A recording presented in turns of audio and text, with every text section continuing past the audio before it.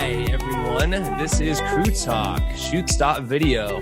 And today we are talking about animation. We have some really awesome animators here and people who work in the animation industry and know a whole ton about that. So if you're interested in that, then you're in the right place because we have some really brilliant people here. And we may be doing a pre-roll here. I'm not sure if we're going to do that, but I'm not so worried about that because we have so much great information here. My name is Justin McAleese. I'm with Shoots.video and Blair Media. And we have a lot of lovely people, one of which is not Sarah Marintz. She is our normal host, and she wasn't able to make it with us today. She had to move. She went over to Dallas and all that stuff, and some other things happened. So I'm going to handle it from here on out. And I think I have Jade, maybe? You got me, yeah. I don't have blonde hair, but I can... That's okay. I'm sure you're a lovely person as well. And we will have her sort of co-hosting today so she can help me out. And I think that will be great. Jade, tell us a little bit about yourself. What do you do? Yeah, I have a nonprofit organization called Entertainment for Change that integrates activism into the arts. I'm a voiceover actress whenever I can get a gig. And I live in New York City and sing. I dance badly and I do things like this, you know. And I act as well. Okay, cool. Multi-talented, excellent. Yeah, we have a full boat today. So I'm going to go around and have you guys introduce yourselves in just a second. I would also like to say that if you have questions, put them in the Q&A section. If you want to chat, if you want to talk to anyone, you could do it there. For all the people on the panel today, if you guys are able to answer any of the questions that show up in the Q&A, then that is very helpful because oftentimes we can't get to all the questions in there. And so if you can be typing while someone else is talking, you can sort of divide and conquer in that way. And that works out really well. So that is one of the things we do. This is sponsored by Shoots.video. And so if you haven't gone to the site Shoots.video yet, you should go there. You should log in and you should make a profile. Then you should log in if you haven't done so already, because that is what powers this. And we will be later giving out $50 gift certificate to B&H Photo Video. And the way you win that is by going to the site and doing something that we ask you for. So that's that. That's our housekeeping out of the way. Happy to have you here. And yeah, let's get going. On these intros, got to be short, like 20, 30 seconds, or else we will never get to talking about all the cool animation stuff. Yeah. So Mark, let me hear from you. What's going on, man? What do you do? Well, I'm known mostly as a story artist. A couple magazines called me the godfather of storyboarding, and I thought that was cool. So I've taken on that name.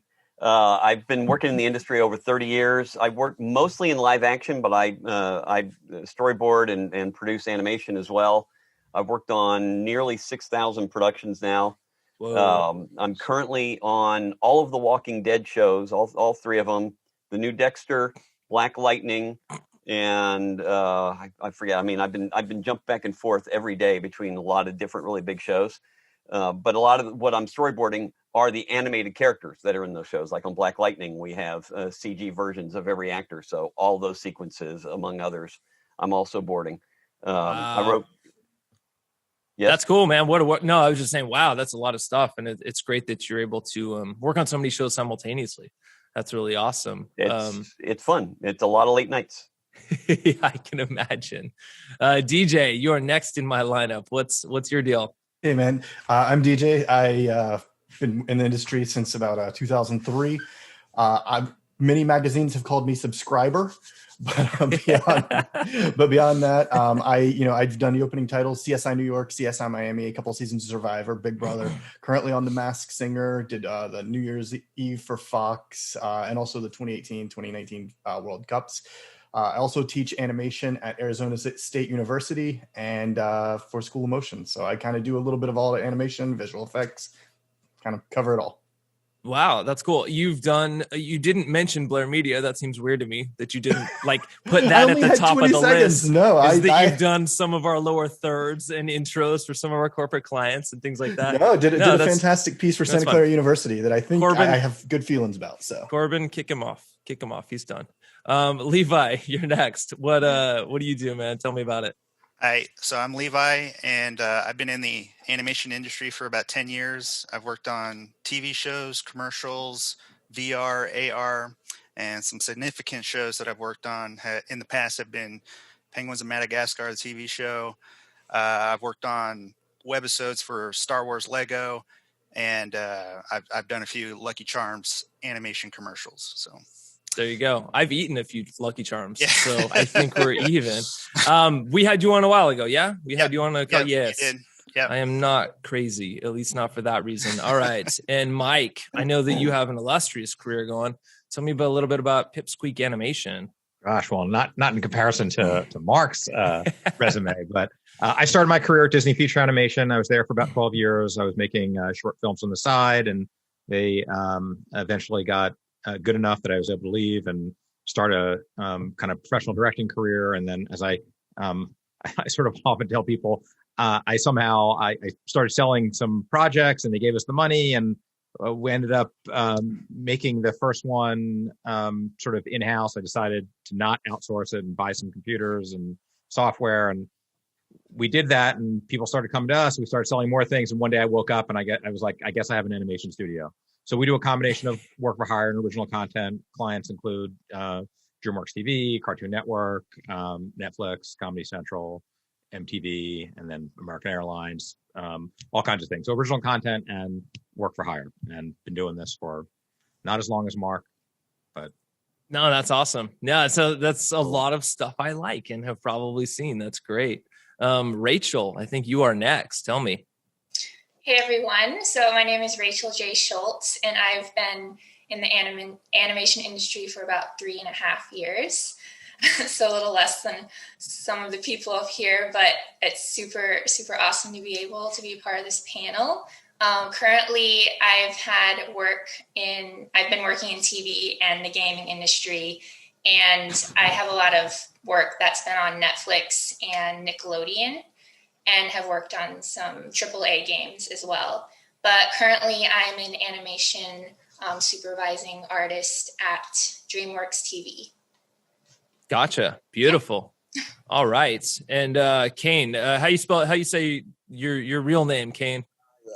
Yeah, it's Hago Kanebohazian. Okay, cool. I go by Kane.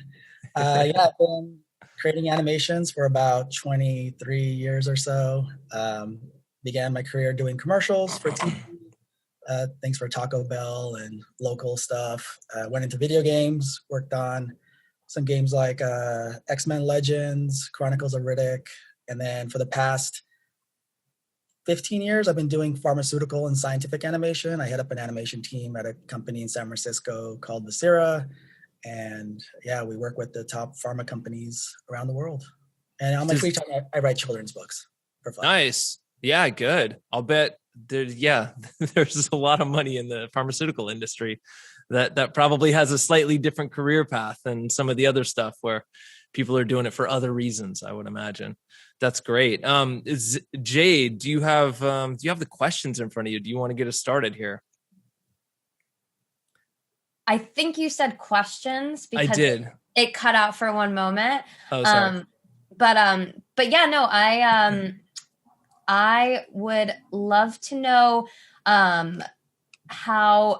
do you handle clients who ask how much to animate a 30-second commercial with no other info? I cry. Yeah. And it can span to other, whatever you guys work on. You know, it's the idea of like, how much is 30 seconds? And you're like, where do you start with that question? I always start by asking for more information. I mean, no one like voluntarily starts with offering up everything that you need in order to be able to bid something out. And so it's a combination of asking questions that will allow you to sort of price things. And, part of that is, what are their references? Like what quality level are they trying to hit? Is it going to be a 2D spot? Is it going to be a 3D spot? They want Disney quality. I mean, that's just, Is that the words that they always use within the industry? Always. Disney quality. Yeah, exactly. And then you want to push back. So there's quality. There's how many sets of notes. What's their process going to be? What are their expectations for process, and schedule? And then you're always pushing back and asking them what their budget is, because that'll sort of help scope you in terms of where you should be coming in. I mean, for a variety of reasons. One, I think this industry, my experience is that you can do animation for a whole variety of price points, and if you do all of them at the lowest end, you're not going to make a living, and you're not going to be able to pay the people that are working for you a living. And so who needs breakfast?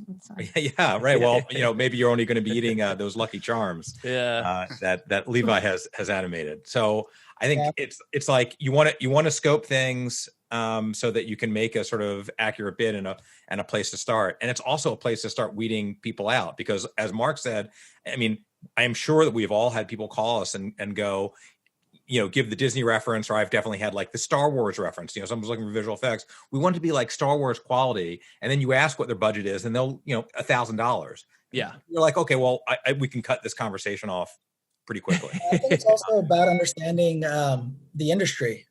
Every industry is different. So you really have to understand what is comparable in that industry. So 30 seconds of animation in feature film is not the same as 30 seconds in television. It's not the same as a commercial or pharmaceutical or anything else. So start there. But it doesn't mean anything without the details. I mean, the question is irrelevant, because without the script, storyboards, and director's notes and a comparative sample of what they want it to look like, it doesn't mean anything. I mean, one of the first things I always get into with clients is I do ask the budget, and once I see the storyboards or we talk a little bit about it, they never want to say what it is. So then I say, all right, do you have $500,000 or you have $500, $50,000, or $150,000? And they go, oh, it can range that much. I went, yeah, well, we want it under $5. It's like, great, go talk to somebody else. Like, like Mike said, you can cut it off very quickly if they don't have enough money. They don't want to tell you until you give them a range. And then they'll say, oh, it falls within this area. So at least narrows it down. Sure. But then I get into I started in construction before I moved out to LA. And so I always use building a house. Well, how much does it cost to build a house? Well, I don't know. It depends. How many bedrooms? How big is it? Do you want marble or linoleum? It's exactly the same thing with animation. Yeah. Are we going to have shadows, effects? How many characters? What quality of motion are we doing? Stop motion, CG, 2D, a mix? All those different things. How many characters do we have to design? How many backgrounds are there going to be? We have to go through all of that, because, anyone who says, well, I was told that it's $1,000 a minute for animation. It's like, not by anyone who knows what they're doing. You haven't. Or it's an Indian studio who, they have people. It's done a different way. Pay. Yes. Yeah, it's just not the same. And you just can't work that way. Sure. Car comparison, is it a Toyota? Is it a Lexus? Is it a Ferrari? Like, they're all cars, but that's what we often lean on, because it's so obvious. How much is a car? Well, what does that mean? Is it used? Is it 10 years old? Is it a piece of trash? Or is it, like you said, a brand new Ferrari or whatever? I actually like to compare it. I like those comparisons that Kane and Mark just said. I often find like people from, producers are from more of like a live action background. I try to like tie it back to, how they would think about budgeting a live action shoot. And I try to find to me, I think there's like an 80% overlap between like animation and animation process and live action. And so I try to like draw, and people invariably come in and they either, they don't know, they legitimately don't know, or they act like they don't know. And I try to really draw those comparisons. And the same way, and I'm like, well, is this the, independent, one location cabin in the woods, or is this going to be Titanic on the ocean with crowds? And, and I sort of like list the things that for them, they know would be expensive. And I try to sort of liken what we go through to what they would go through as they sort of figure out how much their TV shows or movies would cost. Yeah, absolutely. And sometimes you have to educate your client. I mean, that's part of our job, honestly, in just about anything we do, is letting them know sort of what their sandbox would be given any basic budget limitations, and get them started from there. Because like you said, they don't know how much animation costs. They might have heard some really misleading numbers in the past. And so that's our job, is to like lead them to where we can work together and we can actually get something accomplished. And one of the things that's really hurt our industry is people who leave a big studio and work as an independent and don't understand that your budget has to include potential overages and electricity and rent.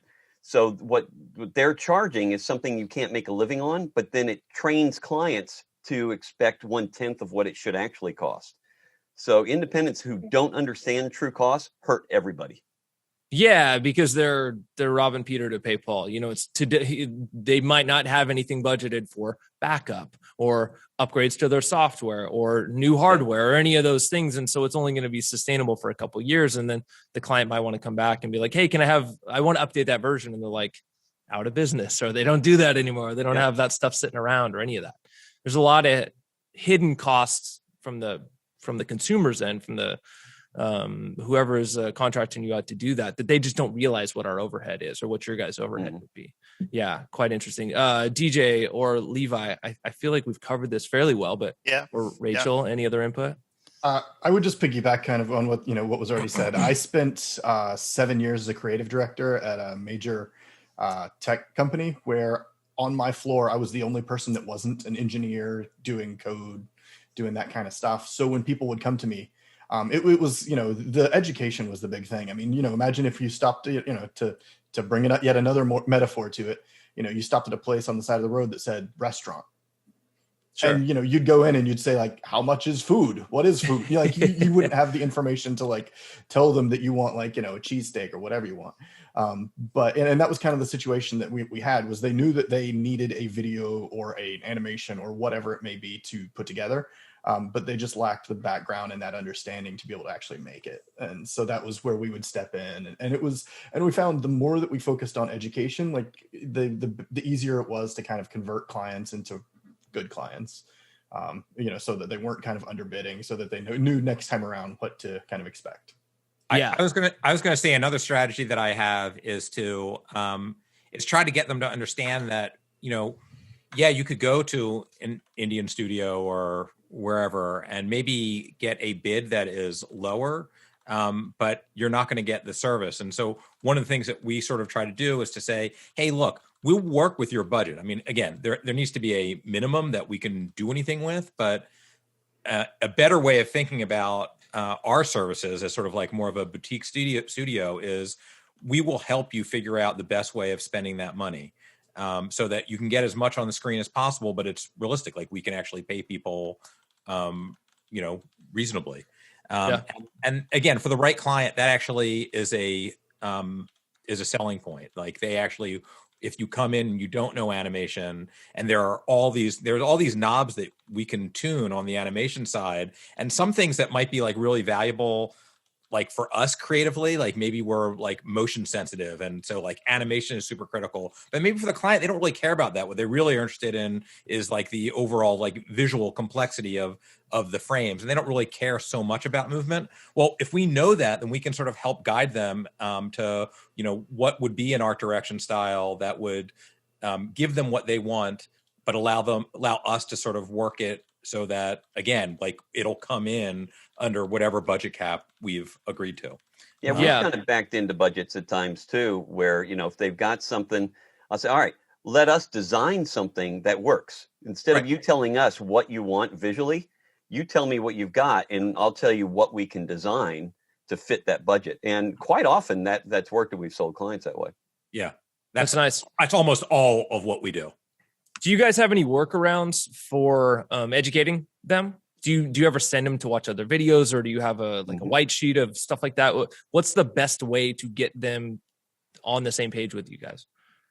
I send them samples of a lot of different styles. And for a long time, I had a sheet that had a single image of lots of different styles of animation. So they could look through, we want something that kind of looks like this, or something like that. And that at least helps, because you have to kind of guide and narrow down what direction before you can even start the conversation. I was at Home Depot today and doing something else, but there's 50 different types of light switches and they range in price. It's like something, and that's a level 0.01 complexity compared to this is like a level 1,000 complexity. So I think people understand that there's going to be a difference, but you really need to enumerate that. I also wanted to say when I do freelancing, I just ask the client, what do you define animation as? Because you could say yes to an animation project and not understand that you have to create the assets and like actually create the movement and then do the lighting and the rendering, when they think that all of that is just animation, when animation is just creating the movement. And so you really just need to understand what they define as animation. That's a great point. Yeah, because there's a lot of interchangeable words, I'm sure. And so like DJ, you do maybe more graphic design than some of the other people here. That's a guess. But when do you get in that conversation? Like they're like, well, I want a lower third animation. And you're like, yeah, but that's actually like graphic design with motion graphics. Like when do you have those discussions, or what does that discussion entail? So my approach to kind of educating a client was, I've always kind of included it as part of my marketing. So I actually have an infographic. I have different pieces that I've put together that kind of walk through my process.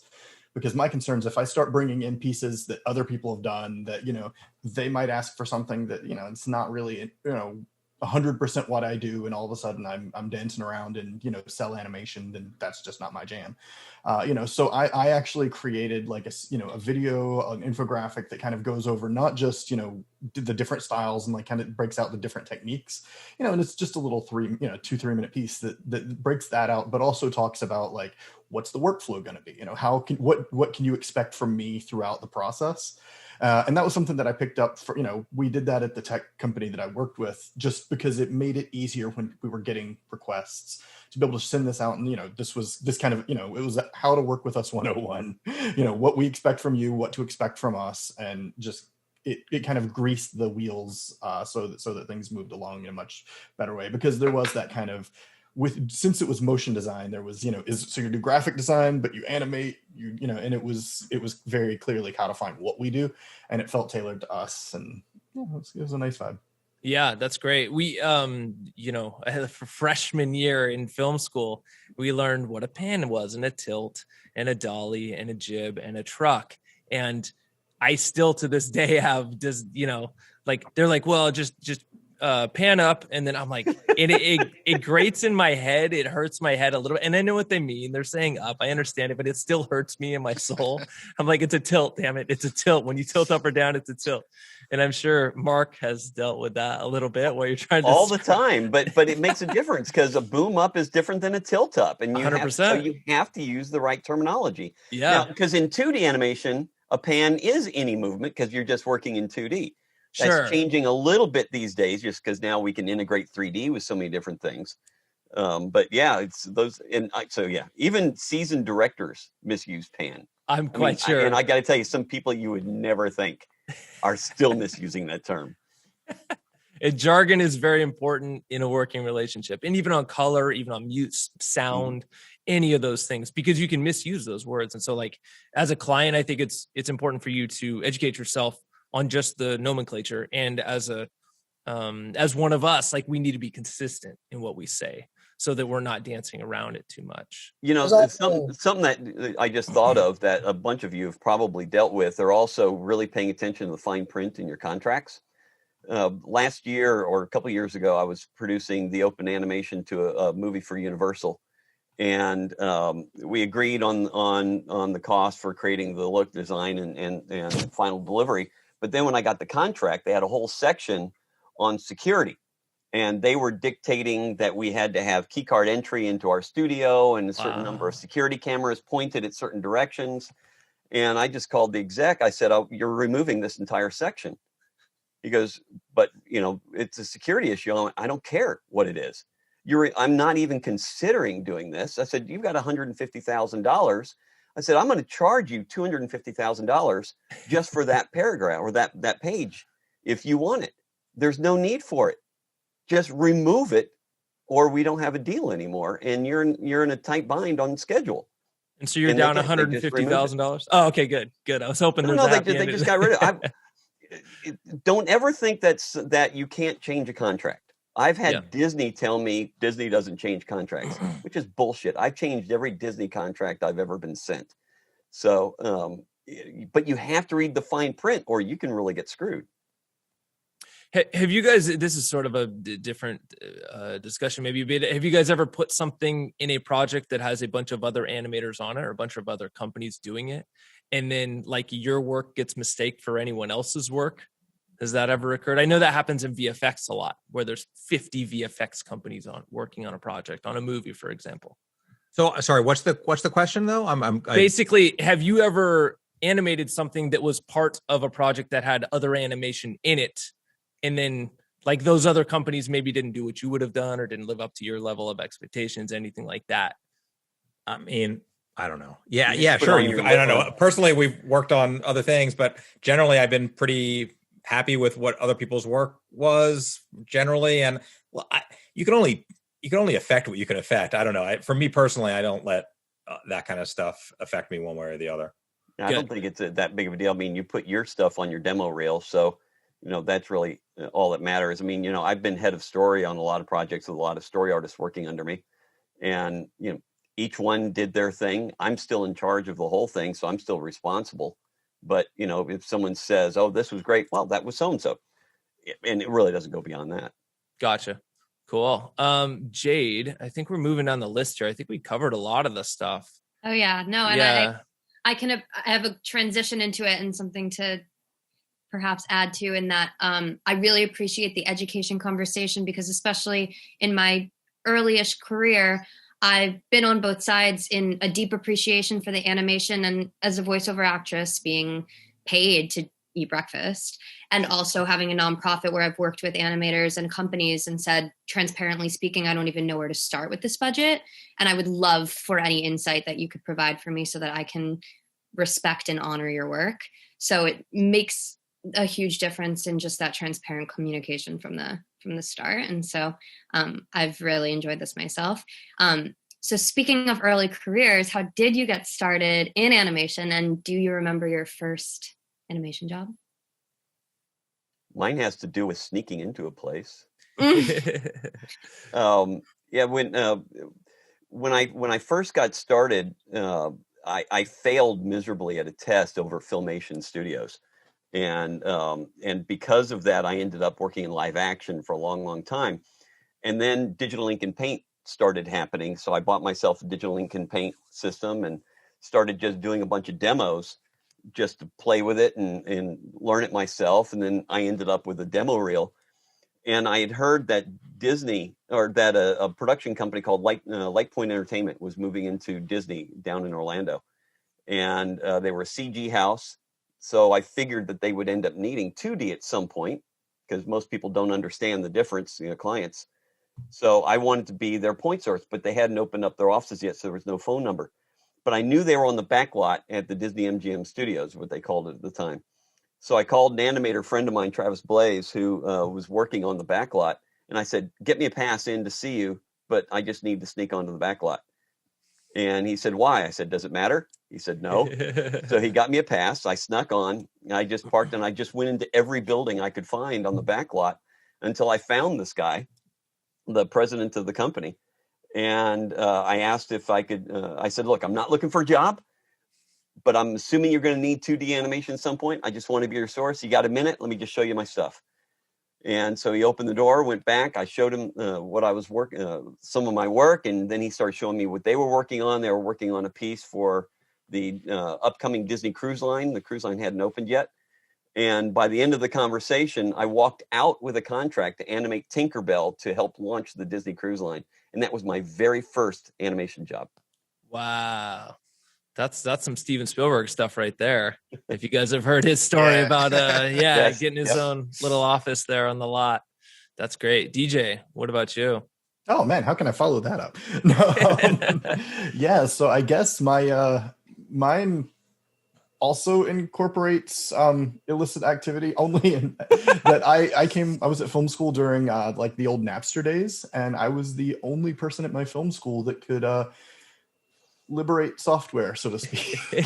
So I became the only person on campus that could edit after the computer labs closed. And so I would edit, and I would do the animations on everybody's film projects. From there, I started doing like just local commercials, pawn shops, local car dealers, and that kind of stuff before I graduated. And for the longest time, I don't know what my first animation piece was, I suppose, only because for the longest time I figured I was an editor, and that's just what editors do. Like I, was have all these cool tricks, because it was part of this new vibe of editors that was going to have flashy stuff too. And then I realized that I wasn't an editor and I was actually an animator. And by that point I had been doing it for 10 years. And so, I can't say what my first one was. Probably a local car commercial of some degree. It didn't launch any cruise lines though. So I think it's important for people that are just starting to realize that like you always have a chance to pivot, and what you thought that part of the production business was, whether it's post or pre or actual production, like it might not be what you thought it was. And so there's always a chance for you to be like, actually, I don't even like being a director. I actually like being an AD. That's a way different job. Like when you don't know what the difference is, you don't realize that they're like night and day opposite in a lot of ways.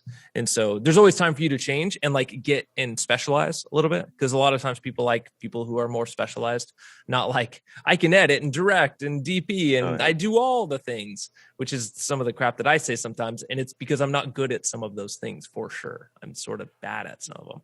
Because I definitely pivoted because my intent was to be on set. And then through having the software that no one else had, I got pretty good at that. And and then realized that I don't like editing. That's just not my jam. I like to have fun and make stuff flashy. And, that was much more my vibes. And it was, I didn't really embrace that until probably 10 years ago. I mean, it was well into the career. So interesting how DJ got his groove back. Levi, what do you got to say? So for me, I graduated and I was living at home. My parents were allowing me to live at home for college. And I don't know, right after graduation, applied to maybe 20, 25 studios, both big and small. I was cool with whatever I was going to just get that foot in there. And a lot of time was going by, maybe about a couple months. And it was getting to the point where my dad he was like, if you're going to live here, you're going to have to help start paying rent. And, he was driving me out to, minimum wage jobs like Dollar General and, going to get the application. I was like, oh my God, I got to go find an animation job. And I was shooting for the stars by that point. I was like, aiming for different countries. I was like, just anyone could take me. I'm cool, And finally, someone came back after about 2.5 months, and it was from New Zealand, and it was a startup animation studio called October Animation, and they had just signed a contract with Nickelodeon to be their farm studio to help work on a few of their CGI shows, which was going to be Penguins of Madagascar, Robot and Monster, Kung Fu Panda, and so on, so on. And so they were the only ones that accepted me. They were the only people that came back and like, we'll have you.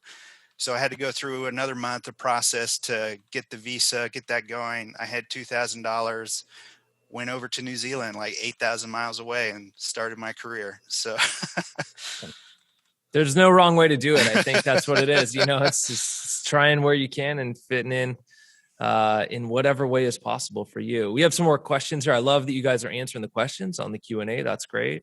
We'll continue with you guys answering the same one that we're already on. And we will be doing the giveaway here in about 15, 20 minutes. So stick around for that. $50, B&H. Everyone loves that. Mike. So I have a weird background. I actually have like a hardcore technology background. So I have like undergraduate electrical and computer engineering degree. I have like graduate degree in computer science. I never like occurred to me growing up that you could have a career in animation. I'm not like an artist by nature.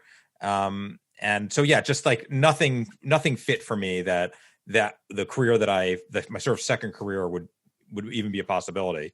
But my second job was at Disney Feature Animation. And while I started in the technology side over there and eventually was kind of moved over to production and was one of the supervisors on features, I started making these animated shorts. And I sort of sold Disney on the idea by making them training projects. And we initially did a training project for the technology group. And we basically said was, My pitch was, hey, look, we're going to work on this on the side. We want to use all of the infrastructure and pipeline that we use for our feature films, but like, production doesn't like technology because we don't understand the tools that we're making and how they're going to be used. So we will do that. We will put this extra time in, and the back end will have like a little piece of animation to show.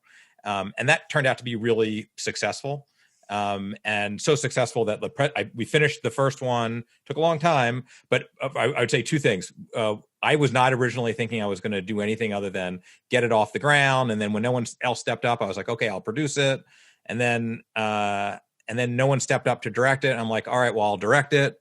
And literally 2 weeks into that, I realized that I had made a big mistake, and that what I really wanted to do, it sounds so trite, like I wanted to direct. So cut to 10 years later, I basically did a series of these over a course of 10 years. And I would work basically from 6 until 10 or 11 o'clock at night, 5 to sometimes 7 days a week. And eventually they just got good. I got an agent, and but it took a really long time. So I don't know, I left to get my first sort of professional thing at Comedy Central. I directed this series called The Adventures of Baxter McGuire, but I had been working for literally a decade before then, just trying to get good enough, I guess. You were an overnight hero, right? An overnight sensation. That's how they always look at it. After 10 years of 70-hour weeks. Yeah. Rachel, we got to keep these short because we got more questions. So, Rachel, tell me. Sure. Well, I took more of a traditional route. I actually went to art school for animation. I always just loved drawing ever since I was a kid and loved theater. So I was like, oh, put those together and that's animation.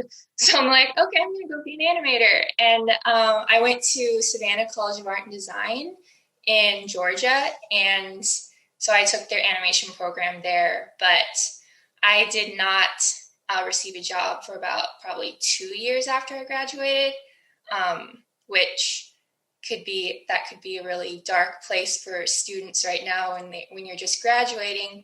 The main thing that just kept me going was I was staying connected with people from school who had already gotten jobs and just kept asking for critique on my stuff and wasn't afraid to show my stuff to people and not isolating myself from the art community, so that I wasn't, totally in my head about it.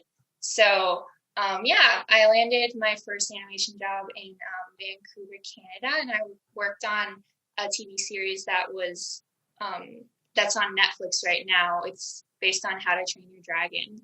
So I was a character animator for that. And another thing that I really think that for young animators, a great piece of advice would be not to put all of your worth into the art that you do, because it's a job and at the end of the day, and it can be, if you start mixing your worth and your identity in something that you're using for your job, that can be really hard to deal with. So just separating those two, it's okay. It's okay if you have a bad day, and it's okay if it's not working out with your art for one day. It's just a job. Yeah, it's an interesting take. I always think about just how much goes into a movie, for example, and it's the writer, this is their whole dream for their entire life. And they spend probably hundreds, maybe 1,000 hours on the screenplay and went through all these revisions. And then it gets to the production company and the director and all these things. And there's hundreds of people on set and just there's a million man hours in this thing. And then someone comes out of the theater and they're like, how was the movie? They're like, that sucked. And you're so much happened to let you think it sucked. And we can't take that personally a lot, especially if we're small part of the part in a lot of ways. Yeah. But you want to also be able to sink what you care about into it. You want to be passionate about it. Obviously that's super important. So it's the double-edged sword of all time. It's a hard balance. Yeah. Hago, hit me up. Last one. Yeah, no, my career started a while back and started with just doing stop motion animation and cutout animation. Big fan of Teenage Mutant Ninja Turtles. So, I was cartoons. And in high school, I actually, got really into animation. This is early days of computers. So the only thing I had was a physics program. So I would use the physics program to create animations where I would simulate car crashes and people flying out of the windows. And that really, that kind of got me going. And I had to do computer animation. And fortunate enough that my cousin's friend's neighbor was a kid genius who was doing 3D animation in Lightwave. And this is like 1996, 95, 96. So right in high school, I was a senior. I actually interned with him. I was like, I want to do animation. Teach me animation. So he's like, sure, here, do some stuff. And I just would go to his office every day for about 6 months, doing whatever he told me to do with the animation and learn 3D programs, and started working on commercials and got a job there. And basically, yeah. Nice. Rest is history. Yeah. That's good.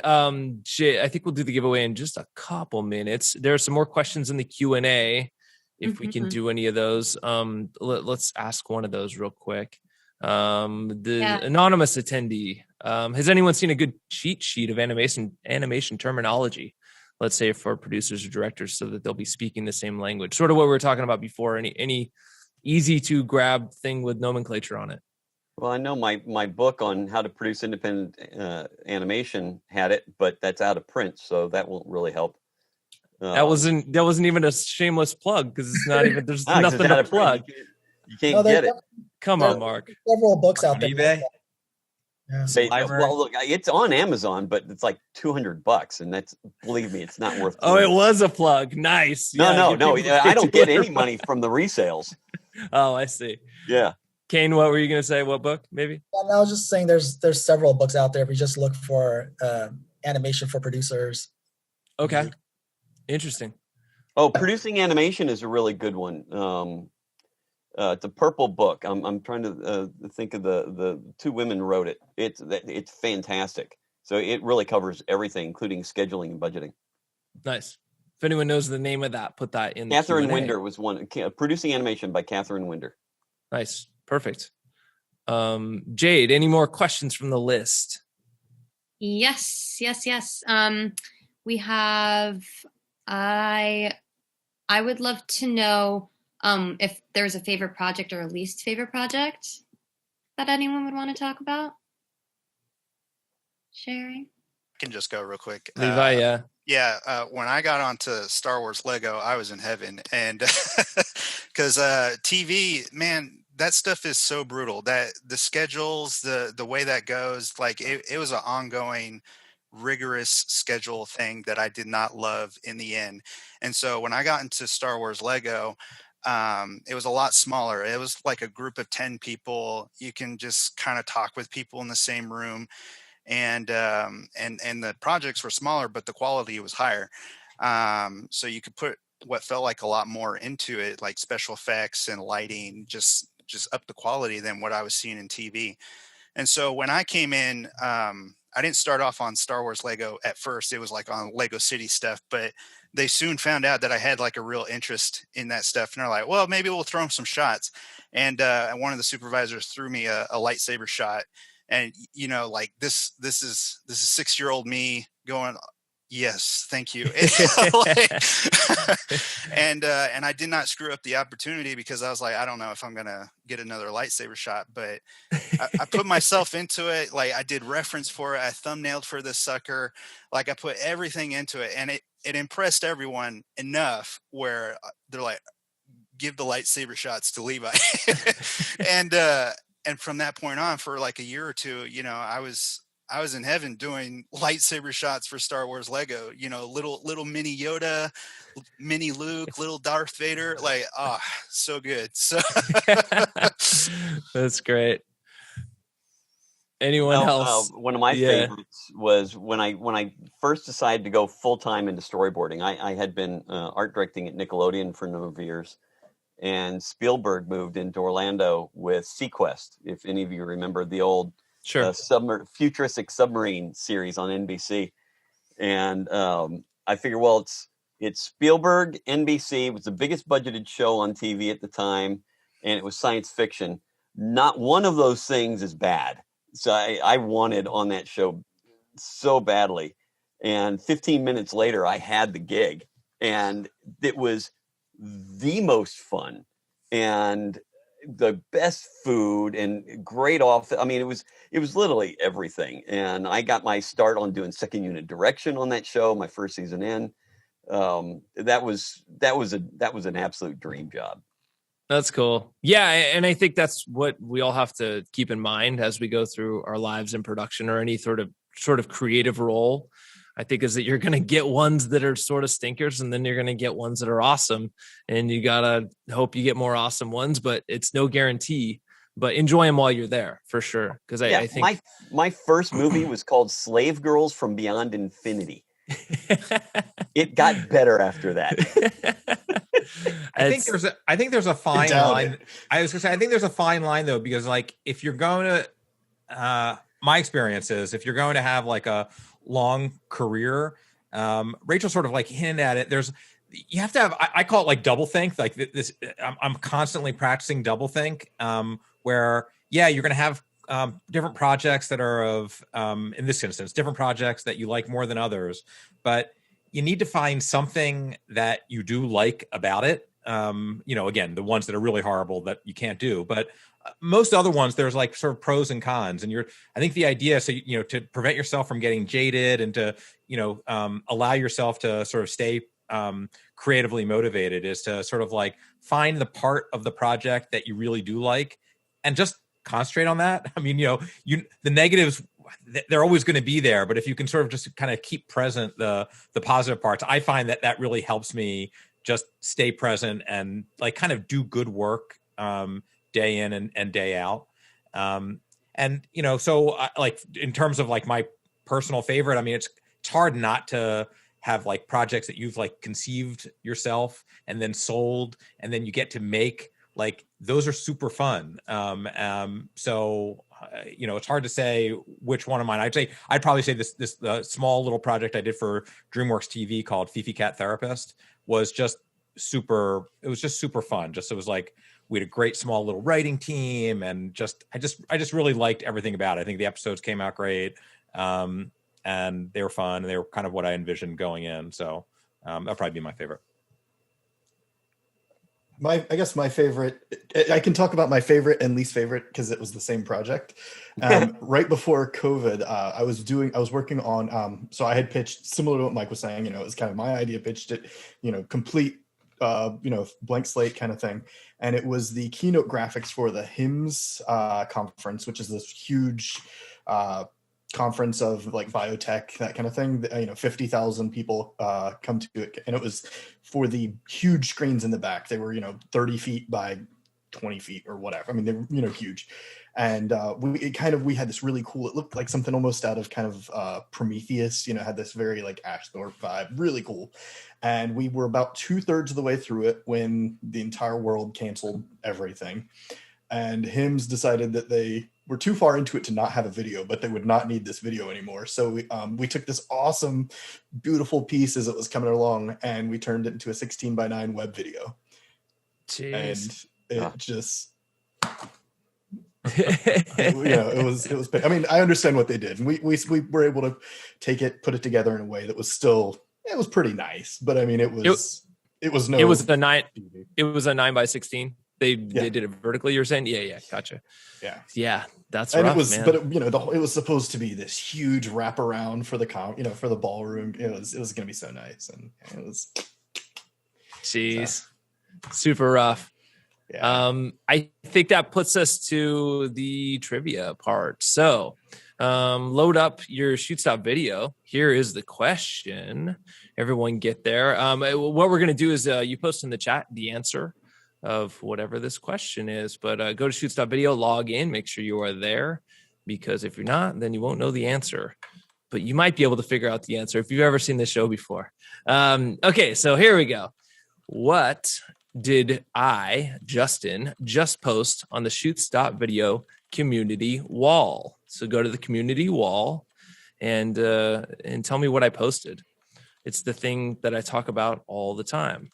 What you had for breakfast? No. Eggs, because we got chickens. So we always have eggs. We used to have chickens until the raccoons got them all. So. Oh no. Really? Jerks. Anyone, here we go. All right. I'm going to defer to Blake on this one. I don't know. There we go. Okay. So, Mark Schultz answered madness. Mark, I don't know if that's a complete answer, Mark. It just says madness. And I don't know. You won like 3 times already. So we got to work that out. We also have Claire Van Fletteren, and Brick Madness is the answer. So yes, that's for people who don't know. Shameless plug. Here we go. Brick Madness is the movie that is currently on Amazon and has a little bit of animation in it. Some really intentionally terrible 80s style animation for one of the characters in his show. And so, yeah, that's the deal. That's the movie that we made. And it's about National Lego Tournament. So anyway, that's that. Claire's the winner. Love it. So fun. And thank you for going to Shoots.video. Please, now that you're there, add some stuff to the wall, watch other people's things, add comments, that sort of stuff. You know how walls work. You've been on Facebook before. Jade, do we have any other parting questions for these guys? We got a few minutes left. We should actually probably handle some stuff that was in the Q&A. I was going to say we got a couple more. Q&A. Yeah, hit one of those up. Let's see.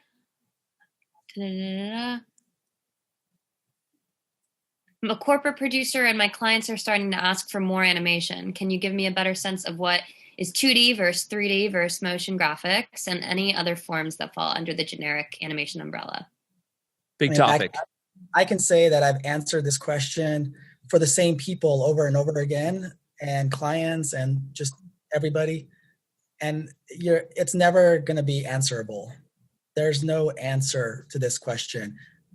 It's more about what is it that you want? Show me examples. Let's talk. It's a conversation, but to separate 2D and 3D it's almost impossible in the whole spectrum of things. Sure, you can say this is a 2D animation, but there might be 3D elements in the background. There might be 3D it's a very complex thing. And 2D that's rendered that for a lot of people looks 3D, or 3D that's flat shaded that looks 2D, and it's not the client's job or the producer's job, or there's a lot of people's job. It's not their job to understand how, maybe a producer, maybe how it's actually being made. It's about what do you want the final result to be, and let's figure out a way to get there. But how it's actually done, is it done in After Effects with a 3D plugin in After Effects? Is that 3D or is that 2D? It doesn't really matter. And describing it doesn't really help the situation, nor does describing it matter. So again, kind of like we were talking about at the beginning, it's show them samples, or if they show you a sample, you say, "Oh, that was done this way." So this is an option, or we could do something that looks similar by doing it this way. So it's got to be based on the visuals. If they're not looking at it and they don't understand the industry, it won't make a hill beans of difference what you say. Well, and I think, sorry to cut you off, Mike, I don't think there's a way to describe that. You can't describe visuals because we all see things differently. Even saying it's red, I want a red color here. And you're like, what does that mean to you? Is that DJ's shirt? Is that Space Ace in the background? Is this what Rachel has in the background of hers? There's multiple, even something as simple as that. So you have to have something to actually say that thing. Sorry, Mike, go for it. No, I was going to say, just sort of piggybacking on both what Kane and Mark said, is that it's a starting point when you have something, concrete to look at. But then, like Kane said, it's a conversation, man. There's because they, sort of what you said, they might look at something and they're like, oh, I want it to be like this. But when you actually dig in, it's a small component of it. It might be I like the way the tail moved. That's the key thing that I'm keying in on. You don't see that being the main thing, where someone else is like, no, it's the overall art direction. I like the color. I like that. I like the color palette. All that, the way it moved, I hate that. The character designs, I hate that. But man, I love the colors. And you're going to end up wasting a lot of your time making something that they didn't actually want. but you thought that they wanted a lot, but it was just because you guys were talking about different stuff. Yeah, I kind of my goal is to sort of like over communicate, and that might drive some producers away where they're just like, well, I don't have time, just go do it. And I'm always like, I don't want to take a job that I'm going to under deliver on, I'm just going to under deliver on that. They're going to get it, and then they're going to be like, well, that's not what I talked about. So for me personally, I want to talk to them a lot so that we're really on the same page and we're talking kind of throughout the process. Excellent answers. We have one more question here. Sorry, not that part. How does a COVID scenario change studio budgeting now that artists have more powerful computers and the studio itself has less expenses? Should the artists start charging more? How does that work? Do you guys have better stuff at home than they have, or more like better pipelines at least? I actually wrote a big article on LinkedIn about this very thing, that studios need to change how they reimburse their artists, and artists need to understand that if they don't charge extra, they're funding the production company, which is not an employee's job. All of a sudden you're paying more for electricity, you're paying more for water, you're paying for upgrades, you're paying for desk use space that can't be used for something else. There's a tremendous amount of extra expenses that you take on if you used to work at a studio, but now the studio has you working from your house. So yeah, there are expenses that you absolutely deserve to get paid for. And if you don't understand that, well, look, you have to understand business. Everything we do is a business. Yeah, it's art, but it's also a business. And you have to protect yourself, or people and companies will take advantage of you. I'm gonna give a slightly different perspective on that, which is I think it kind of depends on where you are in your career and what your goals are, et cetera. So I think it's different, like just sort of like Rachel's sort of experience, that you come out of art school and it could take years to actually get your first position.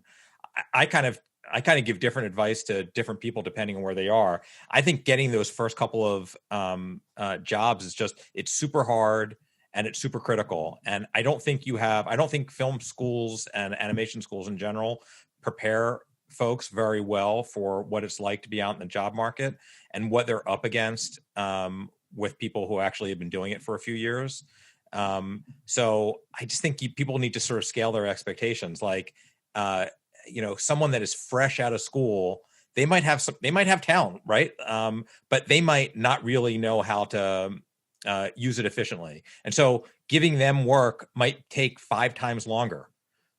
I mean, all things considered, I'd rather pay 3 times more for the person that has 5 years experience, but get it 5 times faster, because it's ultimately going to be cheaper for me. And I just think it's there's not a one size fits all answer to that. I think it's people like Mark who've been doing this for a long time. Absolutely, you're like much more in the driver's seat, and I think it's just sort of a knob between where Mark is and then where people are who are just out of school, and just sort of like understanding where you fit and where you are and how everyone else is perceiving you, I think is helpful. Yeah, I think you should just have a conversation with your coworkers and friends who are in the general same area as you in your career, and see what is happening with them at their studios, and just make sure that like you're basically in the know, like, and that you know what's going on at different studios, and stay up to date so that you basically know like which area you really are at. It is pretty unclear sometimes on what area you're at, because you grow and you grow out of things, and then you're in a new different level. So just keep in tune with the industry and like your friends who are working in the same kind of area as you. That brings up a good point on something else I just saw in a contract that I refused to sign, which is some studios are now putting in there that you may not discuss how much you make with any coworkers or anyone outside the industry, and you should also never ever sign that.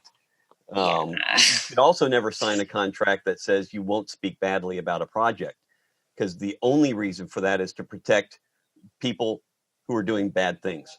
Of course, we're not going to talk badly about it if we're not being treated badly, But if there's sexual assault or if there's physical or bullying abuse, if they don't take care of it, of course we need to be able to speak out about it. And if you sign that contract, you can't. So the only way we know how much we should be charging is if we can talk openly with one another about how much we're getting paid.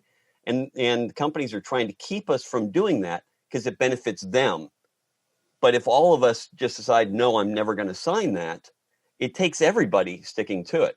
So I just take those pages out and I don't sign them and I never send them back. And I have yet to ever hear word one back from somebody. I've never even questioned about it. That's really, really great advice. Yeah, I definitely am all for like keeping it open about salary with friends. Yeah. So read your contracts too. Read them, every line. Yeah. It's a difficult thing. If you're just starting out, like we've had this discussion a few times already, if you're just starting out, like you don't have much leverage, if a grip comes to me, if a PA rather comes to me and it's like his second day on set, I don't want to hear a bunch of demands from him, Right. But if he's a gaffer and he's great and I know he's great, then I'm much more willing to take those demands into consideration. So, these are all business decisions. And like Rachel said, you can't tie it to your own self-worth. You have to tie it to what's important about what you do outside of work and all those things. Hopefully it should be a way to enable the rest of your life to be awesome as it can be. Yeah. So, all right. We had a lovely discussion here and we are out of time. So I think that's going to be that for that. Plug your stuff. I think everyone posted already in the chat. It seemed like everyone put that up there. If not, put that right now, all your info. And we always make the chat, the transcript available for everyone. So you can download that later. But Mark, give me a 15-second plug. Where do they find you? At storyboards-east.com is everything about the storyboarding and animation that we work on, or marksimonbooks.com for all the books on the industry that I've written. Beautiful. Love it. DJ. I'm at DJ Summit on Instagram and Twitter. Summit Filmworks on Facebook. You can go to djsummit.com. Find me, reach out. Let's chat. Yeah. Levi. Can find some animation reels on vimeo.com/LeviAmes. There you go. Nice. Mike. Pipsqueakanimation.com. If anyone needs anything, it's really easy to get in touch with us. Very good. And Rachel. RachelJ.com, and you can find me and some of my art on Rachel J Instagram. My Instagram handle is Rachel J.